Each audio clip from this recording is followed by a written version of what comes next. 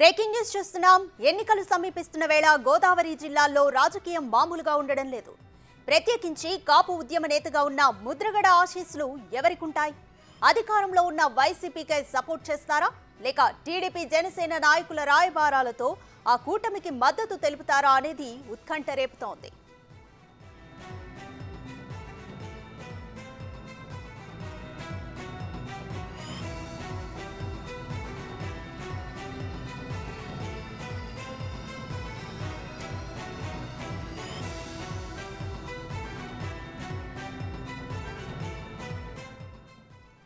గోదావరి జిల్లాల రాజకీయం మాత్రం ట్విస్ట్ల మీద ట్విస్టులు తీసుకుంటోంది.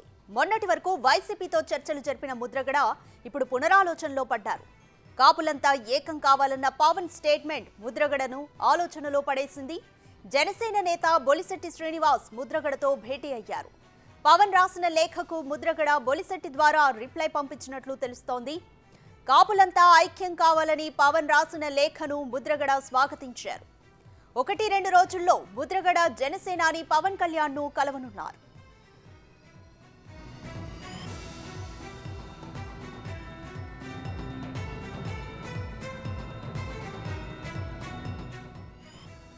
ఇదిలా ఉండగా కిర్లంపూడిలోని ముద్రగడ ఇంటికి టీడీపీ నేత జ్యోతుల నెహ్రూ వెళ్లారు.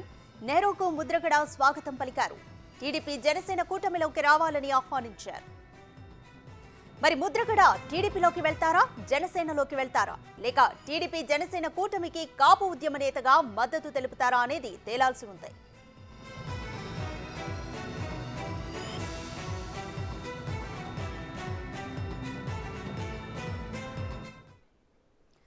కంప్లీట్ డీటెయిల్స్ మా ప్రతినిధి శివ అందిస్తారు. శివ, ముద్రగడ మళ్లీ జనసేన వైపు చూడడానికి కారణాలు ఏమని అనుకోవచ్చు? ముద్రగడ పోటీ చేస్తే జనసేనకు రాజకీయంగా ఏ విధంగా లాభిస్తుందనుకోవచ్చు?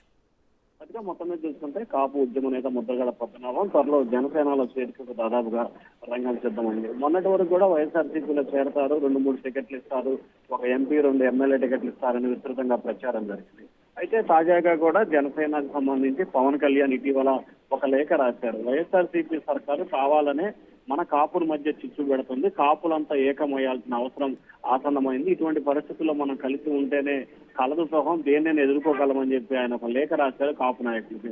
ఆ లేఖ నేపథ్యంలో కూడా పవన్ కళ్యాణ్ రాసిన లేఖ పట్ల కూడా ముద్రగడ సానుకూలమైన స్పందన వ్యక్తం చేశారు. సానుకూల స్పందన అవడం వెంటనే జనసేనకు సంబంధించిన నేత బొలిశెట్టి శ్రీనివాస్ నిన్న రాత్రి 10 గంటల సమయంలో కూడా ముద్రగడ నివాసానికి చేరుకున్నారు. ఆయనతో చర్చలు జరిపారు. దాదాపుగా గంటన్నర పైగా కూడా అనేకమైన అంశాల మధ్య చర్చ జరిగింది. ఆ చర్చలు జరిగిన తర్వాత కూడా అక్కడి నుంచే ముద్రగడతో పవన్ కళ్యాణ్ మాట్లాడినట్లు కూడా తెలుస్తా ఉంది. అతనికి సంబంధించి కూడా పెద్దాపురంతో పాటు మరొక నియోజకవర్గ అసెంబ్లీ స్థానాలు 2 సీట్లు ఇవ్వాలని చెప్పి కూడా ఆయన ఒక ప్రపోజల్ చేసినట్టు తెలుస్తా ఉంది. అలాగే నెల్లూరు జిల్లాకు సంబంధించి మరొక స్థానాన్ని కూడా ముద్రగడ కోరుతున్నారు. మొత్తం మీద 3 స్థానాలని కూడా ముద్రగడ కోరుతున్నట్టు తెలుస్తా ఉంది. దీనికి సంబంధించి సానుకూలమైన స్పందన అయితే వచ్చింది. అయితే ఎన్ని స్థానాలు ఇస్తారు, ఎక్కడి నుంచి పోటీ చేస్తారు అనే దానికి సంబంధించి అయితే మాత్రం ఇంకా స్పష్టత రాలేదు. కానీ జనసేన పిలుపునేతో కూడా ఆయన అయితే స్పందించిన పరిస్థితి కనిపిస్తా ఉంది. ఇవాళ రేపట్లో నాదెండ్ల మనోహర్ అలాగే నాగబాబు ఇద్దరు కూడా ముద్రగడతో భేటీ అయ్యే అవకాశాలు కనిపిస్తున్నాయి. ఆ తర్వాత రానున్న 2-3 రోజుల్లో ముద్రగడ పద్మనాభాన్ని స్వయంగా పవన్ కళ్యాణ్ కిర్లంపూడి వెళ్లి పరామర్శించి మాట్లాడే అవకాశాలు అయితే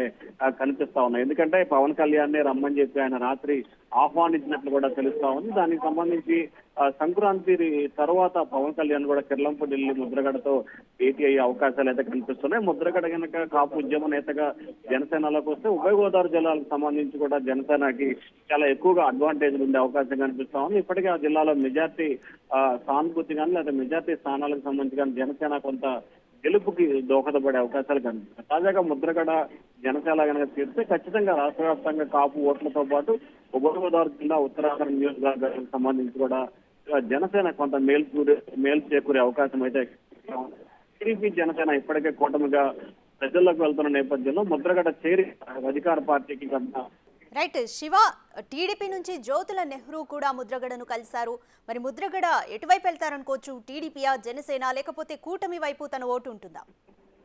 అంటే ప్రధానంగా జ్యోతుల నెహ్రూ కొద్దిసేపట్లో కూడా ముద్రగడ నివాసానికి వెళ్లారు. ఎప్పుడైతే రాత్రి బొలిశెట్టి శ్రీనివాస్ వెళ్లిన తర్వాత సానుకూలమైన ఫలితాలు వచ్చాయో దానికి అనుగుణంగా వెంటనే కూడా ఇటు తెలుగుదేశం జనసేన రెండు పార్టీలు ఏ పార్టీలోకి చేరతారు అనే అంశాన్ని పక్కన పెడితే రెండు పార్టీలకు సంబంధించి కూటమిలోకి రావాలనేదే ప్రధానమైన ఏజెండాగా కూడా కనిపిస్తుంది. జ్యోతుల్ నెహ్రూకి ముద్రగడకి పార్టీలు వేరైనప్పటికీ కూడా ఇద్దరికి చాలా సన్నిహిత సంబంధాలు బంధుత్వం కూడా ఉన్న పరిస్థితి ఉంది. సో ఈ నేపథ్యంలోనే జ్యోతుల్ నెహ్రూని తెలుగుదేశం పార్టీ ఎమ్మటే అడ్వాంటేజ్ గా చేసుకుని అతన్ని చర్చలు జరిపేందుకు కూడా పంపినట్టు తెలుస్తాం. దానిలో భాగంగానే ముద్రగడతో జ్యోతుల్ నెహ్రూ దాదాపుగా గంట పైగా కూడా సమావేశం తెలుస్తాం. ఈ సమావేశంలో ప్రధానంగా ప్రస్తుత వైసీపీ సర్కార్ అవలంబిస్తున్న ప్రజా వ్యతిరేక విధానాలు, అలాగే కాపులకి న్యాయం చేస్తానని చెప్పి రిజర్వేషన్ కలిస్తామని చెప్పి చేయకుండా వ్యవహరించిన తీరు తదితర అంశాలు ఈ మధ్య ప్రధానంగా టీడీపీలో చేరతారా జనసేనలో చేరతారా అనే అంశాన్ని పక్కన పెడితే తమ కూటమికులకు రావాలని చెప్పి కూడా ఇరువురు నేతలు ఇటు బొలిశెట్టి శ్రీనివాస్ కానీ ఇటు జ్యోతుల్ నెహ్రూ కానీ ఇద్దరు కూడా ఒకే అంశాన్ని ముద్రగడతో చర్చించిన పరిస్థితి కనిపిస్తా ఉంది. ఖచ్చితంగా రానున్న 2-3 రోజుల్లో ముద్రగడ నుంచి అయితే ఖచ్చితంగా సానుకూలమైన స్పందన వచ్చే అవకాశం కనిపిస్తా ఉంది. మనకు అందుతున్న సమాచారం ప్రకారం కూడా జనసేన చేరికకే ఆయన మొగ్గు చూపే అవకాశాలు ఎక్కువగా కనిపిస్తా ఉన్నాయి. Radhika. Right, thank you Shiva.